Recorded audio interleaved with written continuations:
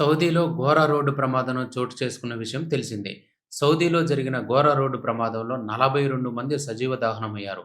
మృతుల్లో హైదరాబాద్‌కు చెందిన మల్లేపల్లి వాసులు 16 మంది యాత్రికులున్నట్లుగా గుర్తించడం జరిగింది. ఈ 16 మంది యాత్రికులు హైదరాబాద్‌లోని మల్లేపల్లి బజార్ ఘాటుకు చెందినవారుగా గుర్తించారు. మృతులు రహీమున్నీసా, రహమత్ బి, షెహనాజ్ బేగం, గౌసియా బేగం, ఖదీర్ మహమ్మద్, మహమ్మద్ మౌలాలా, షోయబ్ మహమ్మద్, సోహైల్ మహమ్మద్, మస్తాన్ మహమ్మద్, పర్వీన్ బేగం, జాకియా బేగం, షౌకత్ బేగం, ఫరీహనా బేగం, జహీన్ బేగం, మహమ్మద్ మంజూర్, మహమ్మద్ అలీగా గుర్తించారు. సౌదీ అరేబియాలో జరిగిన ఘోర రోడ్డు ప్రమాదంలో మరణించిన వారిలో తెలంగాణ రాష్ట్రానికి చెందిన పలువురున్నట్లుగా వస్తున్న వార్తలపై రాష్ట్ర ముఖ్యమంత్రి తీవ్ర దిగ్భ్రాంతి వ్యక్తం చేశారు.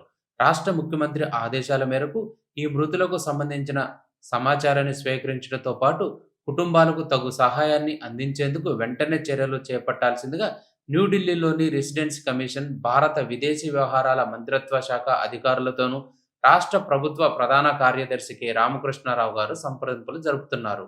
సౌదీలో జరిగిన ఈ ఘోర బస్సు ప్రమాదానికి సంబంధించి సచివాలయంలో ప్రత్యేకంగా ఒక కంట్రోల్‌ను ఏర్పాటు చేసినట్టు చీఫ్ సెక్రటరీ తెలియజేశారు.